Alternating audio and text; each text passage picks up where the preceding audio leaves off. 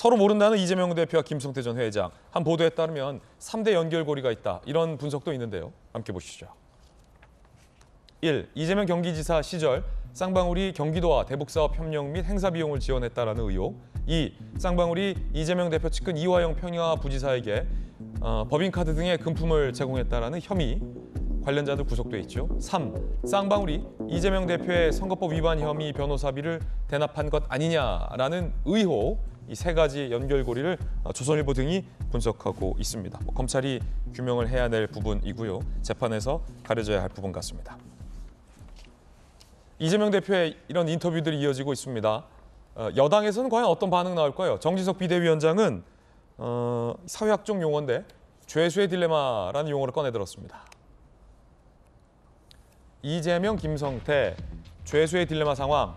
둘만 입 닫으면 된다고 착각하는데 증인들이 나타나 소명해야 할 비리가 줄줄이 사탕이다. 차라리 당대표 사무실을 검찰청으로 옮겨라 라고 했습니다. 죄수의 딜레마는 공범이 협동하면 모두 잘 안 보여요. 글씨가 너무 작아요. 모두 이익되지만 누군가 배반하면서 모두 처벌받게 되는 현상이다 라고 하는데 이건 또 수사 전문가에게 한번 물어봐야겠죠. 강력계 형사 출신의 박성배 변호사님, 실제로 검경이 이 피의자를 수사할 때 예를 들어 공범이 한 두세 명 된다. 가정을 할 때 이런 수사 기법을 많이 활용합니까? 각각 따로 이렇게 해놓고 사실은 셋 다 부인하는데 이양수, 박용진, 김수경이 다 부인하는데 박용진한테 가서 이거 이양수, 김수경은 다 얘기했는데 이러면 너만 징역이요. 이런 수사 기법 많이 활용합니까? 아니요, 그렇게는 안 합니다. 피의자를 속이는 너무 영화를 많이 봤다. 발연기하셨네. 영화를 많이 봤어요, 제가. 피의자를 속이는 수사 기법이라 네. 향후 밝혀지면 위법 수집 증거를 모두 다 증거로 사용을 못합니다. 아니 그러면 그런 얘기는 안 하고 그렇게는 안 하고 그런 약간 불안감을 자극할 수는 있죠. 대신에 3명의 공범 중에서 일부 뚜렷한 증거를 제시받고 이기지 못해서 일부 증언을 하기 시작하는 공범은 나오기 마련입니다. 김수경이 입을 열기 시작해. 네. 전체적인 입을 열진 않는다고 하더라도 일부 증거를 토대로 일부 입을 열었을 때 그 진술을 토대로 또 다른 공범에게 찾아가서 이러한 진술을 했다고 하던데 이 진술이 사실이라면 네가 덮었을 여지도 있으니 온전하게 사실관계를 밝히라. 사실대로 수사를 진행하고 그 과정에서 공범의 진술들을 이끌어내는 수사 기법을 그러면 이제 경쟁적으로 자기가 진술을 하게 된다는 거죠. 그렇죠. 왜냐하면 다른 애가 서로 못 믿는군요. 그러니까 공범들은 기본적으로. 믿기도 하고 못 믿기도 하는 거죠. 그 상황을 어떻게 연출해내는가는 수사기관의 역량이 달려 있는 거죠. 애초에 저 사람이 진술도 안 했는데 진술했다고 속여서는 안 되고 일부 진술을 이끌어냈으면 그 진술을 토대로 또 다른 공범에게 유의미한 진술을 이끌어내는 것은 수사기관의 역량이죠. 자, 그럼 이 경우에는 김성태 전 회장과 이재명 대표 둘 다 모른다고 하고 있는데 정진석 비대위원장이 말한 죄수의 딜레마 어떻게 적용될 수 있겠습니까? 이재명 대표는 김성태 전 회장을 만난 적 없다고 주장하는데 이 주장은 피의자로서는 상당한 위험 부담이 따르는 주장입니다. 만에 하나라도 만난 적이 있다는 사실이 향후에 드러날 경우에는 기타 각종 혐의를 부인하는 진술 전반적으로 신빙성을 의심받게 됩니다. 재판부 입장에서 볼 때도. 예를 들어 김문기 처장의 경우처럼 같이 골프를 친 사진이라든지 이런 게 나온다면.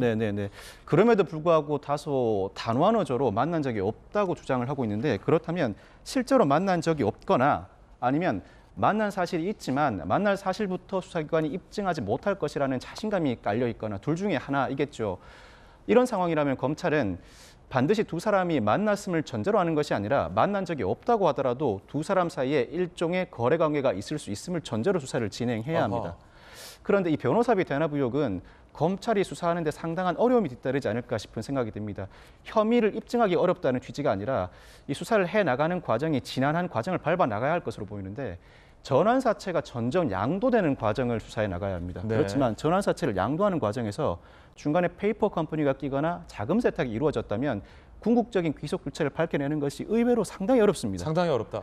시간이 상당히 많이 걸리기 때문에 당장 김성태 전 회장과 관련된 구속영장에도 변호사비 대납 의혹은 제외된 것입니다. 다만 죄수의 딜레마를 적용해 본다면 김성태 전 회장이 변호사비 대납을 실제로 했음에도 불구하고 부인하는 상황임을 가정한다면 이때는 전환사채가 어떠한 경로 등 제3의 장소로 빠져나간 것 같은데 변호사비로 대납되지 않았다면 결국 김성태 전 회장 본인이 받았다는 것이고, 그렇다면 이 전환사채를 취득하는 과정에서 불법이 개입되었다면, 예를 들어 비자금을 통해서 전환사채를 취득했거나 전환사채를 발행하는 과정에서 사기성 호재 정보로 그 주가를 인위적으로 부양하는 정황이 드러난다면 예. 그 모든 책임을 김성태 전 회장이 떠안아야 됩니다. 너가 이 책임을 다 떠안을래, 사실대로 얘기하라는 취지로 진술을 요구할 가능성이 상당히 높죠. 그렇군요. 그 과정에서 일부 진술이 나온다면 그 진술을 토대로 이재명 대표를 압박하고 양자를 압박하는 과정으로 수사를 이어나갈 가능성은 있고, 이 점을 죄수의 딜레마로 표현을 할 수 있을 것 같습니다. 그렇군요. 역시 이 수사는 수사를 해본 사람에게 물어보는 게 맞는 것 같습니다.